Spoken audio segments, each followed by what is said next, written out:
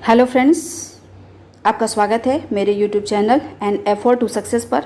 हम लोग ancient history पढ़ रहे हैं और उसमें हम लोग जो है पाषाण काल पढ़ चुके हैं और अब हम लोग सिंधु घाटी सभ्यता पढ़ रहे हैं। उसी से संबंधित हम लोग प्रश्न उत्तर देखेंगे और प्रश्न उत्तर के माध्यम से हम लोग कॉन्सेप्ट को समझने का प्रयास करेंगे। तो चलिए स्टार्ट करते हैं हम लोग सिंधु घाटी सभ्यता से संबंधित कुछ महत्वपूर्ण प्रश्न।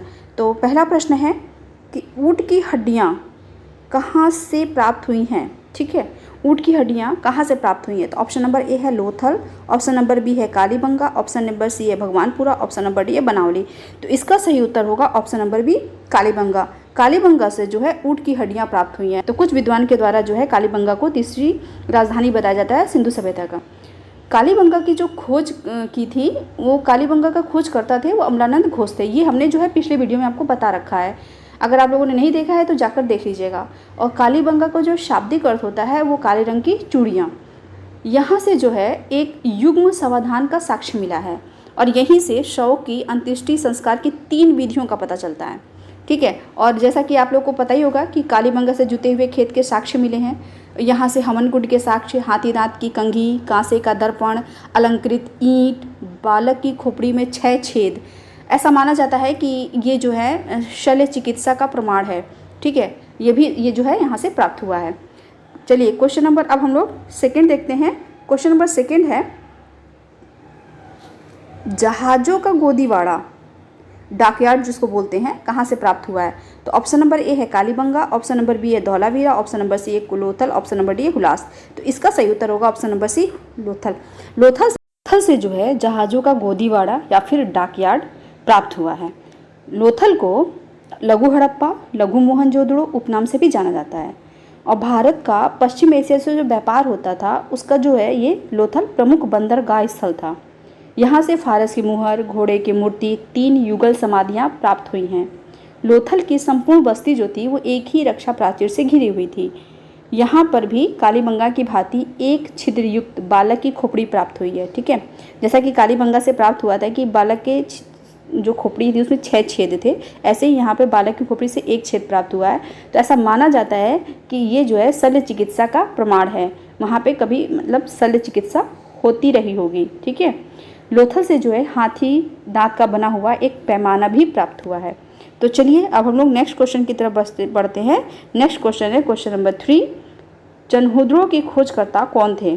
तो ऑप्शन नंबर ए है Dayaram Sahni, option number B है Rakhaldas Banerji, option number C है मैके, ऑप्शन नंबर डी है एन.जी. मजूमदार।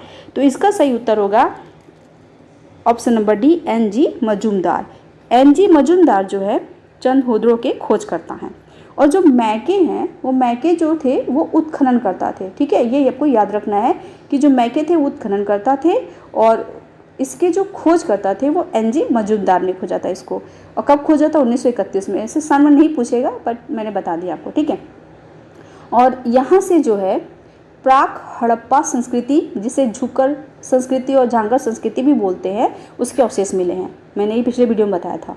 और चंद्रहुदड़ो से ही किसी भी दुर्ग का प्रमाण नहीं मिला है। ठीक है, यहाँ से वक्राकार ईंटें प्राप्त हुई हैं और यहाँ मनके एवं सीप उत्पादन का केंद्र था। मतलब चंद्रहुदड़ो में जो है सीप और मनके उत्पादित किए जाते रहे होंगे। यहाँ से महिलाओं के सौंदर्य प्रसाधन जैसे लिपस्टिक, पाउडर इत्यादि मिले हैं।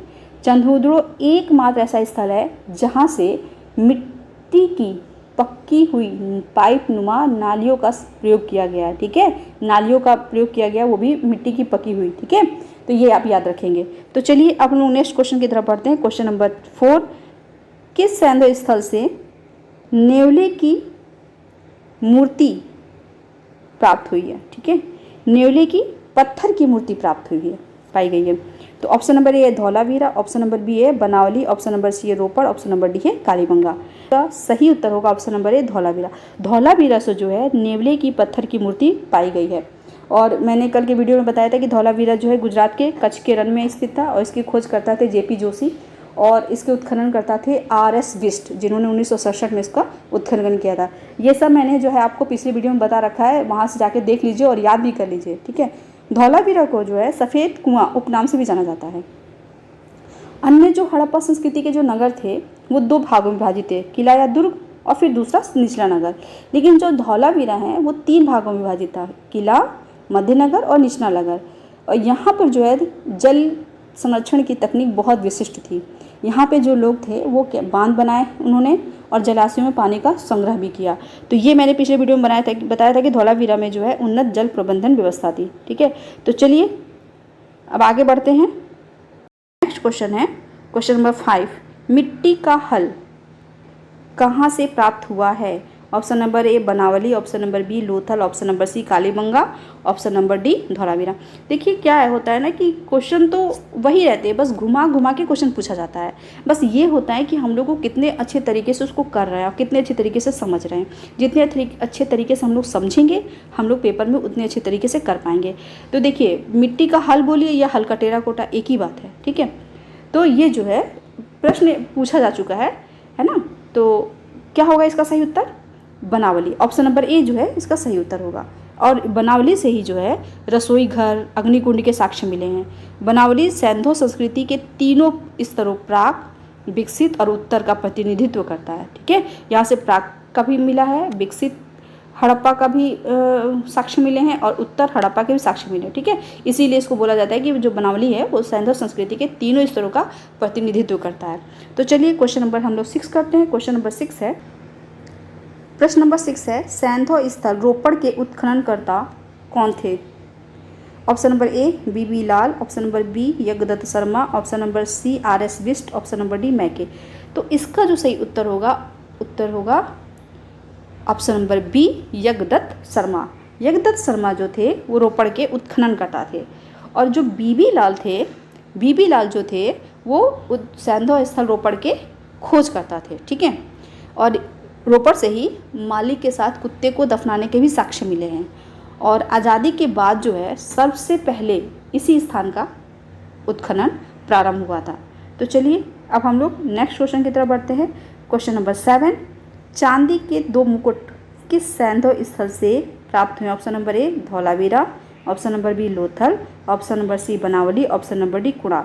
तो इसका जो सही उत्तर होगा ऑप्शन नंबर डी कुणाल होगा। ठीक है, कुणाल हमने बताया था कि किस सैंधव स्थल से संबंधित है। तो कुणाल कहाँ पे स्थित था? कुणाल जो है हरियाणा में स्थित है। तो हरियाणा के हिसार जिले में सरस्वती नदी के तट पर स्थित प्राक हड़प्पा कालीन पुरास्थल कुणाल से चांदी के 2 मुकुट मिले हैं। ठीक है, तो कुणाल जो है हरियाणा से संबंधित है, हरियाणा में है। ठीक है, चलिए नेक्स्ट क्वेश्चन की तरफ बढ़ते हैं। नेक्स्ट क्वेश्चन है क्वेश्चन नंबर 8, भारत का सबसे बड़ा हड़प्पन पुरा स्थल है? Option number A Rakhigarhi, option number B Dholavira, option number C Kalibangan, option number D Lothal. तो भारत का सबसे बड़ा हड़प्पा पुरा स्थल पूछ रहा है, तो इसका सही उत्तर होगा option number A Rakhigarhi. Rakhigarhi जो है भारत का सबसे बड़ा हड़प्पन पुरा स्थल है। 5 जो है बृहद हड़प्पा स्थल हैं। पहला है मोहनजोदड़ो। मैंने बताया था जब मोहनजोदड़ो पढ़ा रहे थे तो कि जो क्षेत्रफल की दृष्टि से मोहनजोदड़ो सबसे बड़ा था। ठीक है, दूसरे नंबर पे हड़प्पा है, तीसरे नंबर पे गनेरी वाला है। और ये जो तीनों स्थल है मोहनजोदड़ो, हड़प्पा और गनेरी वाला, ये तीनों जो है पाकिस्तान में स्थित है। और राखीगढ़ी और धौलावीरा ये भारत में स्थित है। तो भारत में अगर सबसे बड़ा हड़प्पा स्थल पूछेगा तो राखीगढ़ी इसका सही उत्तर होगा। अगर ओवरऑल पूछेगा तो मोहनजोदड़ो क्षेत्रफल की दृष्टि से सबसे बड़ा हड़प्पन पुरा स्थल है। ठीक है, दोनों ही फैक्ट क्लियर हो गए। चलिए अब हम लोग बढ़ते हैं नेक्स्ट क्वेश्चन की तरफ। क्वेश्चन नंबर 9, सिंधु घाटी के लोग पूजा करते थे? ऑप्शन नंबर ए ब्रह्मा की, option number B Pashupati Shiva की, ऑप्शन नंबर सी विष्णु की, ऑप्शन नंबर डी इंद्र की। तो इसका सही उत्तर होगा option number B Pashupati Shiva की। ये भी मैंने बताया था कि मोहनजोदड़ो से जो है एक मोहर मिली है और मोहर पे जो है योगी की आकृति बनी हुई है। उसी के आधार पर ये कहा जाता है कि सिंधु घाटी के लोग जो है पशुपति शिव की पूजा करते थे। ठीक है, चलिए नेक्स्ट क्वेश्चन की तरफ पढ़ते हैं। क्वेश्चन नंबर 10 है, हाथी दांत का पैमाना किस सैंधव स्थल से मिला है? Option number A Banawali, option number B Desalpur, option number C Lothal, option number D Alamgirpur. तो इसका सही उत्तर होगा option number C Lothal. Lothal से जो है हाथी दांत का पैमाना मिला हुआ है। ठीक है, अब जो है जो हड़प्पा सभ्यता के लोग थे कुछ वस्तुएं जो है आयात करते थे विभिन्न स्थलों से। ठीक है, तो अब हम लोग जरा जो है उसको समझ लेते हैं कि कौन सी चीज़ कहाँ से आयात की जाती थी। ठीक है, तो आयात की जाने वस्तु और स्थल देखेंगे तो सबसे पहले हम लोग जो है चांदी देखेंगे। चांदी कहाँ से आता था? चांदी आता था ईरान और अफ़गानिस्तान से, ये लोग आयात करते थे। टिन को टिन को ईरान से, मध्य एशिया और अफ़गानिस्तान से। तो मध्य एशिया पे को पता होगा ना, मध्य एशिया में 5 देश हैं, कजाकिस्तान, किर्गिस्तान, तजाकिस्तान, तुर्कमेनिस्तान और उज़्बेकिस्तान। ये जो 5 देश हैं इसको मध्य एशिया बोला जाता है, ठीक है। तो ये मध्य एशिया के 5 देश हैं, है ना। तो ये जो टिन जो है आयात करते थे ईरान से और मध्य एशिया से और अफ़गानिस्तान से।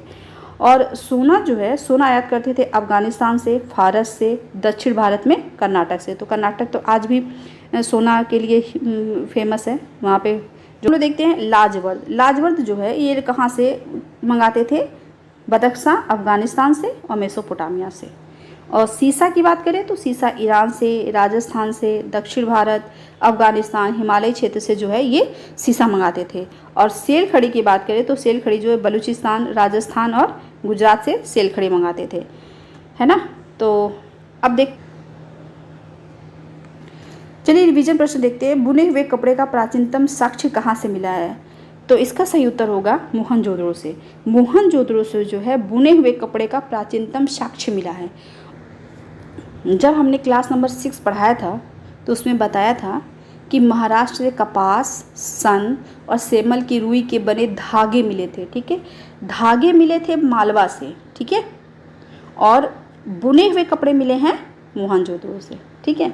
तो ये आपको याद रखना है ना, कि कहाँ से क्या मिला है, कहाँ से क्या नहीं मिला है। और इसी से पाषाण कालीन संबंधित जो प्रश्न उत्तर हैं और जो सिंधु घाटी से संबंधित जो प्रश्न उत्तर हैं वो हम आपको आगे की वीडियो में हम करा देंगे। इससे जो है आपका ओवरऑल जो भी है आपका सिलेबस, क्वेश्चन आंसर सब एक साथ कंप्लीट हो जाएगा और आपको फिर कोई प्रॉब्लम नहीं होगी। और जो भी प्रश्न पेपर में पूछे जाएंगे वो सारे आप कर लेंगे। इतना तो हम कह सकते हैं कि इतना करने के बाद जो भी पेपर में आपके क्वेश्चन आएंगे आप लोग ज़रूर से ज़रूर कर लेंगे। चलिए तो आज के लिए इतना ही रहने देते हैं, है ना। और जो है नेक्स्ट वीडियो में है हम लोग जो है पाषाण काल हम लोग कर चुके हैं, उससे संबंधित जो भी प्रश्न हैं जितने भी पूछे गए हैं अभी तक पेपर में वो सारे जो है नेक्स्ट वीडियो में हम करा देंगे। तो आपका पाषाण काल पूरा कंप्लीट हो जाएगा और फिर सिंधु घाटी सभ्यता से संबंधित सारे क्वेश्चन करा देंगे। तो ये दोनों कंप्लीट हो जाएगा। उसके बाद हम लोग वैदिक काल पढ़ेंगे, ठीक है। तो ऐसे ही हम लोगों की बहुत अच्छी सी तैयारी हो जाएगी। जब भी प्रश्न आएंगे तो फिर हम लोग को करने में कोई दिक्कत नहीं होगी। तो चलिए फिर आज के लिए इतना ही रहने देते हैं। अगर आपको मेरा वीडियो पसंद आया हो तो इसे लाइक कर दीजिए और इसको मेरे चैनल को सब्सक्राइब कर लीजिए, ज़्यादा से ज़्यादा दोस्तों को शेयर करिए। चलिए मिलते हैं नेक्स्ट वीडियो में। Thanks for watching, good bye.